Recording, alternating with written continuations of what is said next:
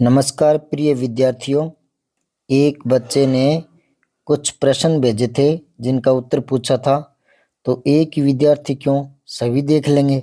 तो मैं वीडियो बना रहा हूँ, आप ध्यान से देखें। कंपटीशन में काम आने वाली चीज़ें हैं। मैं केवल उत्तर नहीं बताऊंगा ए बे या से, मैं ये बताऊंगा ए है तो क्यों, बे नहीं है तो क्यों। समझ गए? तो देखें, निम्नलिखित में से कौन सा युग्म असंगत है। ये युग्म दे रखे हैं किस प्रकार, एक तरह तो शब्द दे रखे हैं समासिक पद, दूसरी तरफ उनका समास बताया है। तो इनमें जो असंगत है वो बताना है। तो स्वर्ग प्राप्त, ये तत्पुरुष है, बिल्कुल सही है। ठीक।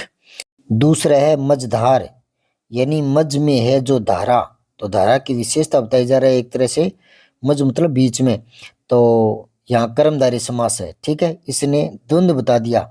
द्वंद्व में दोनों पद प्रधान होते हैं, दोनों समान होते हैं, बीच में योजक चिन्ह होता है, और का लोप होता है। प्राय कुछ शब्द विलोमार्थक भी होते हैं, ठीक ना, विलोम शब्द। तो यहाँ द्वंद्व तो है ही नहीं मझधार में, तो यही असंगत है। आपका उत्तर आ गया। ठीक है। तीसरा है आमरण, ये अव्ययीभाव समास से बिल्कुल सही है। काला पानी, ये यहाँ देखो आप, काला पानी कर्मधारय नहीं है।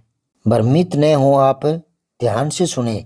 काला पानी ये कोई सामासिक पद नहीं है, ठीक है ना। ये तो एक शब्द है पानी, और काला उसकी विशेषता बता रहा है, ठीक है ना। जैसे बड़ा हाथी, तो ये कोई सामासिक पद थोड़ी है। पर कई बच्चे भ्रमित हो जाते हैं, काला पानी, हाँ इसमें विशेषता बताई जा रही है ना, कर्मधारय है, तो ये सामासिक पद ही नहीं है भाई। काला पानी सामासिक पद है ही नहीं ये, ठीक है ना। इस प्रकार की जो भ्रामक स्थितियां होती है ना, उन्हीं स्थितियों ने हिंदी को हार्ड बनाया है। अब कई कई ऐसे वाक्य होते हैं जो वाच्य के आधार पर बनाए गए, वाच्य के आधार पर, कर्तृवाच्य, कर्मवाच्य, भाववाच्य, और ऐसे वाक्यों में और बच्चा क्या पूछता है, साधारण वाक्यों के जो भेद है वो पूछ लेता है, या अर्थ के आधार पर जो है वो पूछ लेता है। तो जो भेद किए गए वो अलग अलग किए गए हैं, रचना के आधार पर अलग है, वाच्य के आधार पर अलग है। तो वाच्य के आधार पर जो बांटे गए हैं उनको उस श्रेणी में पूछिए, ठीक है ना। रचना के आधार पर उनको उस श्रेणी में पूछिए, तो कुछ गड़बड़ियां हो जाती है। इसी कारण हिंदी के हार्ड बनती चली गई, ठीक है। ये शब्द भ्रमित करने वाले होते हैं। काला पानी जो है वो सामासिक पद नहीं है। अगला प्रश्न देखें, व्यंजन संधि वाला शब्द नहीं है। तो वागीश, वाक प्लस में ईस, पहला अक्षर है, आगे कोई स्वर है तो पहला अक्षर तीसरे अक्षर में बदलता है, ये व्यंजन संधि का उदाहरण है। ठीक।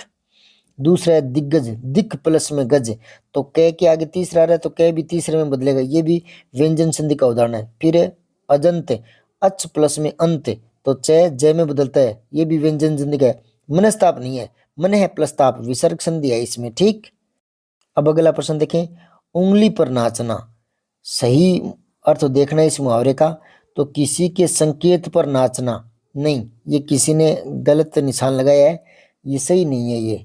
इसका उत्तर है दूसरा है, किसी के इशारे पर चलना। क्योंकि ध्यान दो, आप नई चीज बता रहा हूँ आपके लिए, नहीं तो क्या है, पर वो आपको ध्यान में नहीं आया होगा शायद, इसलिए पहले की निशान लगा दिया। वो नई बात ये है कि उंगली पर नाचना, मुहावरे जो होते हैं ना उनका शाब्दिक अर्थ नहीं होता। तो नाचना का मतलब नाचना नहीं है, इसने तो नाचना का अर्थ नाचना ही दे दिया। मुहावरे कभी शाब्दिक अर्थ में नहीं आते, ठीक है ना। उनमें लक्षणा शब्द शक्ति होती है, और लक्षणा शब्द शक्ति वही होती है जहाँ वाच्यार्थ ही प्रकट नहीं होता। वाच्यार्थ मतलब जो कह रहा है उसका वो का वो अर्थ नहीं होता। जैसे पुलिस को देखकर चोर 9 2 11 हो गया, तो पहले 9 हुआ, फिर 2 हुआ, फिर 11 हुआ, ऐसे थोड़ी हुआ, वो नहीं हुआ ना, 9 2 11 हुआ, अलग अर्थ निकल गया। उन शब्दों का कोई अर्थ नहीं होता, ठीक है। समझ रहे हो ना। पूरा विस्तार से अगर व्याकरण समझना है तो मैंने हजारों वीडियो बना रखे हैं, चैनल को सब्सक्राइब करके और बेल आइकन दबाएं, और ऊपर जो प्ले लिस्ट दे रखी है उनमें जाकर देखें, ठीक है। और अगर किसी टॉपिक पर वीडियो नहीं बनाया तो मैं बनाता ही जा रहा हूँ, अभी रुका नहीं हूँ, ठीक है। तो जितने बना दिए हैं उनसे प्रारंभिक नॉलेज लें। ये छोटी छोटी बातें हैं जो भ्रमित करने वाली है वो मैं बता दिया करता हूँ। मैं सिर्फ उत्तर नहीं बताता, जो भ्रमित करने वाली स्थितियां होती है उनको क्लियर करता हूँ। इसलिए आप चैनल को सब्सक्राइब करें, पढ़े लिखे जो बच्चे हैं उन तक ये शेयर करें, और पढ़ने वाले बच्चों का ही चैनल है, इस पर कोई चीज़ बकवास नहीं मिलेगी, इसलिए इसको सब्सक्राइब जरूर कर लें। धन्यवाद। अगला प्रश्न देखें, विलोमार्थी युग्म शब्दों में असंगत क्या है वो देखना है। तो आगत निर्गत ये होता है कई बार, लेकिन यहाँ आगत निर्यात दे दिया, ये गलत है। ठीक है, असंगत है ये, ठीक, बाकी सही है। अमृत का उल्टा विष होता है, अल्पायु का दीर्घायु होता है, अस्त का उदय होता है, पर आगत का निर्यात नहीं होता। ठीक है, अब सुनो कैसे, आयात का निर्यात होता है। ठीक, अब यहां में आगत शब्द आ गया तो मैं बता रहा हूं, आगत मतलब आया हुआ, तो इसका विलोम हो जाएगा अनागत, यानी नहीं आया हुआ। आगत का अनागत, ये विलोम हो जाएगा। एक और देखें, कई बार आगत का विगत भी दिया होता है, तो आगत आया हुआ, विगत जो होता है वो बीता हुआ, यूं कर देते हैं, है ना। विगत का मतलब लास्ट या पास्ट लास्ट या पास्ट, ठीक है। तो हाँ, विगत का उल्टा हो जाएगा आगामी। विगत होता है बीता हुआ, आगामी आने वाला। ठीक है, एक शब्द और भी आता है जो आगत के विलोम में कभी आ सकता है, वो स्थितियां देखनी पड़ती है। जैसे निर्गत शब्द है, ठीक है ना, आगत निर्गत। निर्गत मतलब इश्यूड, मतलब है बाहर आया हुआ, ठीक है ना। जैसे एक सुनो आप, कि एक उत्पादक या कोई फर्म है या कोई उत्पादक है, वह विभिन्न प्रकार के आगतों को प्राप्त करता है, जैसे मशीन या कच्चा माल आदि। इन आगतों के मेल से वह निर्गत का उत्पादन करता है। इसलिए उत्पादन की एक नई परिभाषा बता दूं क्या? उत्पादन वह प्रक्रिया है जिसके द्वारा आगतों को निर्गत में परिवर्तित किया जाता है। मतलब जो आगत चीजें हैं उनसे वो ऐसी चीजें बनाता है जो निर्यात की जा सके। ठीक है ना, तो आगत निर्गत उस अर्थ में हो सकता है, उत्पादन के अर्थ में, ठीक है ना, वरना तो आगत का अनागत ही विलोम सही रहे। ठीक है, अगला प्रश्न है, स्त्री का पर्यायवाची नहीं है, तीन तो हैं, कौन कौन सा? वनिता है, कामिनी है, कांता है, ये तीनों स्त्री का ही पर्यायवाची है, और भार्या पत्नी को कहते हैं, तो ये अलग हट गया। अब हिंदी देखो कितनी प्यारी भाषा है, यहाँ शब्दों की कोई कमी नहीं है। कांता अलग अर्थ में प्रयुक्त होता है, कामिनी अलग अर्थ में प्रयुक्त होता है, वनिता अलग अर्थ में प्रयुक्त होता है ना।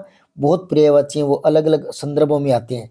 जैसे मैंने एक दिन बताया था, हवा, वायु, पवन, ये अलग अलग अर्थों में आता है। ठीक है ना, और अंग्रेजी में सिर्फ एक ही शब्द है, वोमेन। तो हिंदी बहुत प्यारी भाषा है, अपनी भाषा पर गर्व करना सीखें। अगला प्रश्न देखें, संधि नियमों के उल्लंघन की दृष्टि से अशुद्ध शब्द है। संधि के नियम देखना है, जिसमें उल्लंघन किया गया हो वो अशुद्ध है, वो छांटना है।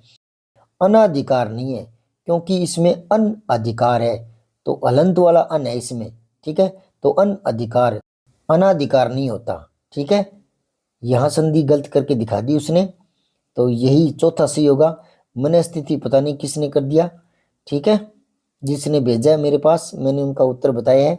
और आप भी जुड़े रहें, चैनल को सब्सक्राइब कर लें। धन्यवाद, जय भारत। सब्सक्राइब करके बेल आइकन जरूर दबाएं।